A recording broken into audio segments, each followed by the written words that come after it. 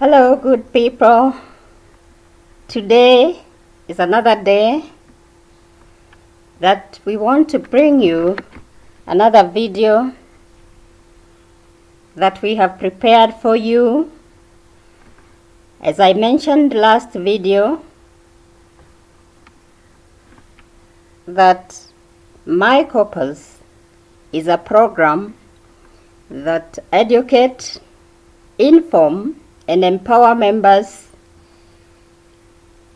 management team leaders, cooperative employees, and community as a whole in making decisions in their responsibilities in the cooperative. So welcome to this video. Today we will learn another very interesting topic.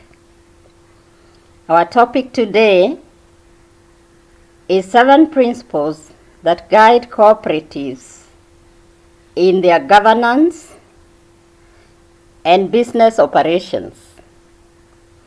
It is a very good and interesting topic, as I have said, because everybody will need to know these 7 principles. Guys, if you want your cooperative to be managed well, please continue until the end to know the 7 principles. I guess everybody is required to know this information to be able to discharge your duty, as you will see in the 7 principles. Cooperatives, like any other business or companies, has principles. All cooperatives have principles that they lay down to govern them in their managing of their business in everyday operations. These are the guidelines that make the cooperatives succeed in their management of their business operations. The principles are aligned to the cooperative's purpose of improving quality life of their members and also life of their communities. So guys, please listen, and I promise these principles, when you put them into practice, you will always manage your cooperatives in the best way. So, without further ado, let's jump into principle number 1. Voluntary and open ownership. Cooperatives are outfits that allow voluntary and open admission without discrimination of any kind of a member. Voluntary means the member has a choice to join at his or her own will and is ready to offer his or her services and willing to accept responsibility of a membership. Having open admission without discrimination means that no gender, social, political, or even religious person is hindered from joining the cooperative. So I hope we get the principle number 1 right and how it works. So in summary, this principle states that cooperatives are voluntary organizations open to all persons able to use services and willing to accept the responsibility of membership without gender, social, racial, political, or even religious discrimination. Right, let's move on to principle number 2. Principle number 2 is democratic members' control. This principle is important to understand as members have control to elect their leaders. One member, one vote. And I repeat, one member, one vote. One member, one vote is a democratic process when determining who leads the cooperative and eventually in possession of policy making. When you become a member, you control the business operation of your cooperative. How do you ensure or exercise your voting right? Cooperatives are required to conduct membership meetings where they elect their leaders. This usually and normally will happen during the annual general meetings. In these meetings, the members will also ratify, adopt the principles and policies while also approving any other changes. This participation ensures that members' interests are given first priority.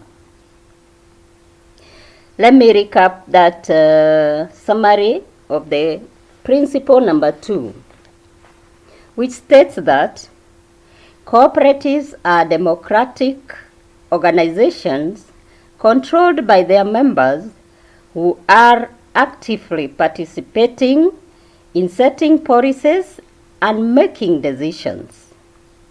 The elected representatives are accountable to the membership.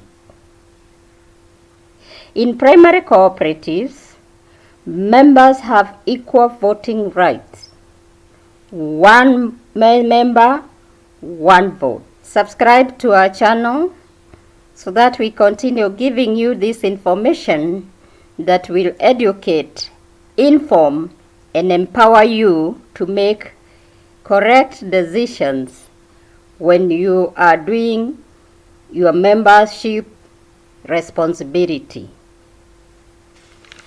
All right, now let's go to number 3 principle, which is members' economic participation.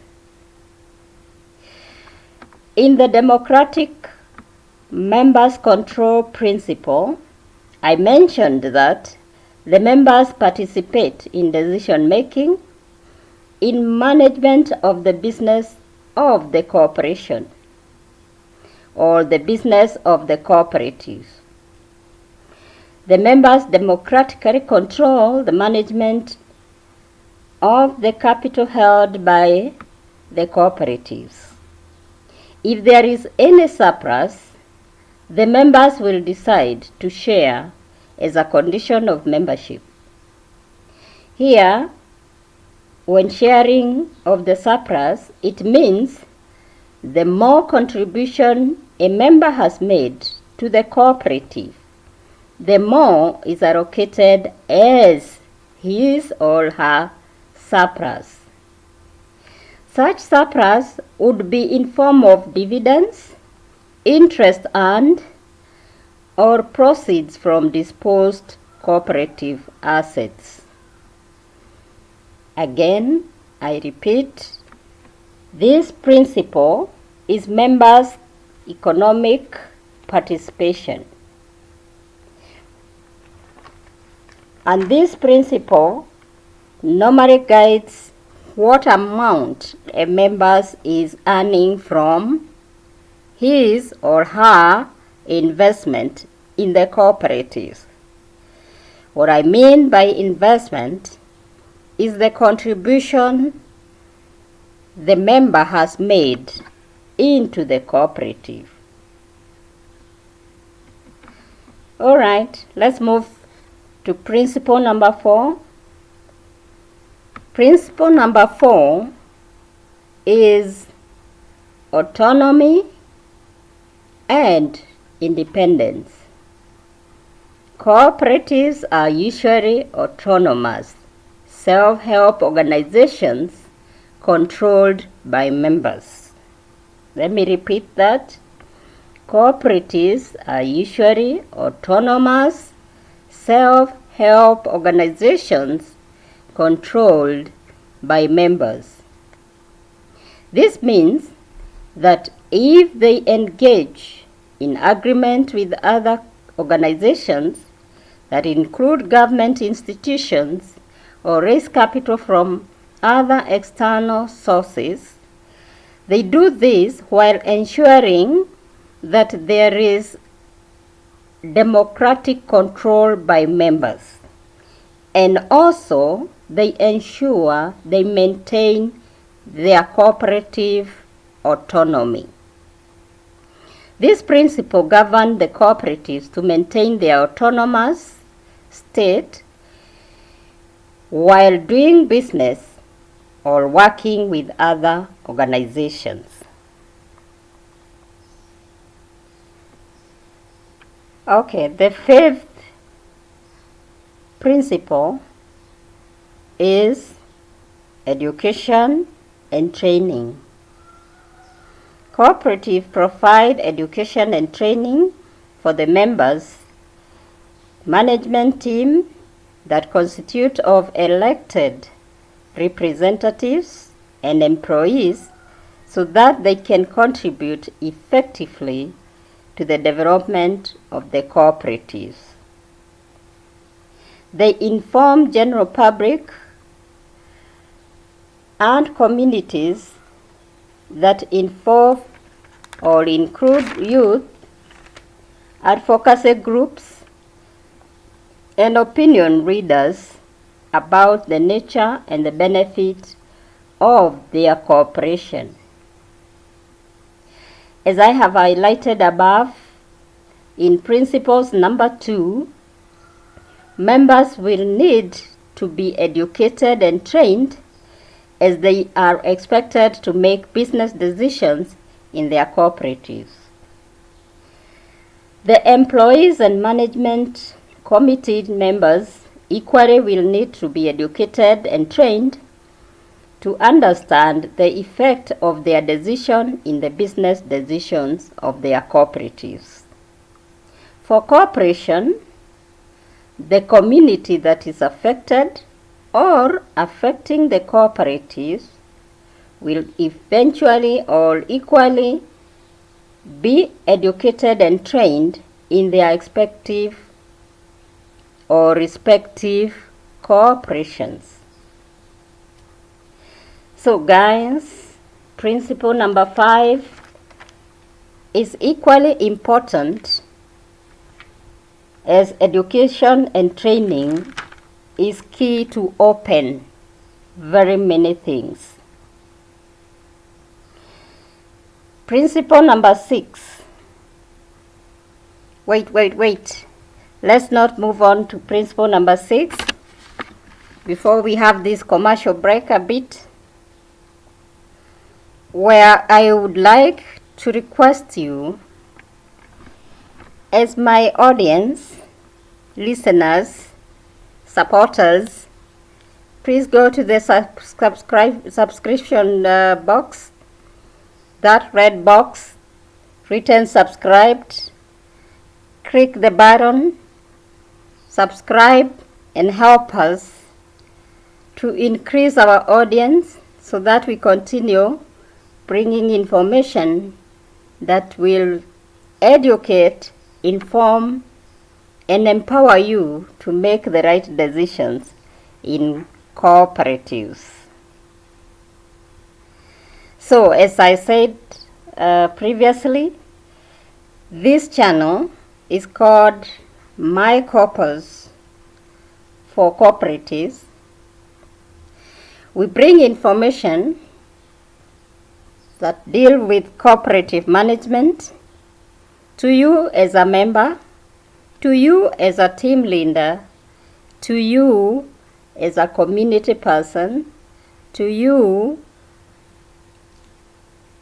as a person who has interest in cooperative management,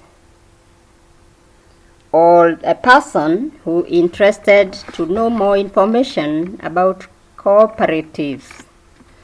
Once you sign in or you subscribe to our channel, you will get so much information that will help you in making the right decisions in the accountability area that you are in. So guys, let's move on to principle number 6. Principle number 6, cooperation among cooperatives. Cooperation among cooperatives. Principle number 6 states that cooperatives serve their members most effectively and strengthen their cooperative movement by working together through local, national, regional, and international structures. This principle emphasizes that there should be cooperation among cooperatives. The cooperatives will share resources in enhancing and empowering cooperatives' operations. The cooperation also will see policies and principles being developed in the government or in the advocacy outfit that favors the cooperative's existence. This cooperation among cooperatives also will see communities benefit, and therefore it is important that this cooperation is strengthened. So, guys, cooperation is very important for these cooperatives to join together and make their movement very strong. So, the last principle, number 7. The last principle, number 7, is concern for community. Why do cooperatives exist? One may ask. They exist because of communities. So let's see how the principle number 7 works. While focusing on members' needs, corporations or cooperatives work for the sustainability and development of their members and communities through policies accepted by the members. Let me repeat, just to emphasize on this number 7 principle. While focusing on members' needs, cooperatives work for the sustainable development of their communities through policies accepted by their members. Cooperatives are at the forefront of improving community members' lives. This concern to improve community life can come in different ways, like offering programs that promote poverty eradication, advocacy of members' interest in the state policy making process, and other programs helping in other community needs. So, we have come to the end of our video, but before we sign out, please guys, subscribe, give us that support so that we continue bringing information about cooperatives that will educate, inform, and empower you to make the right decision. Until next time, God bless. Bye.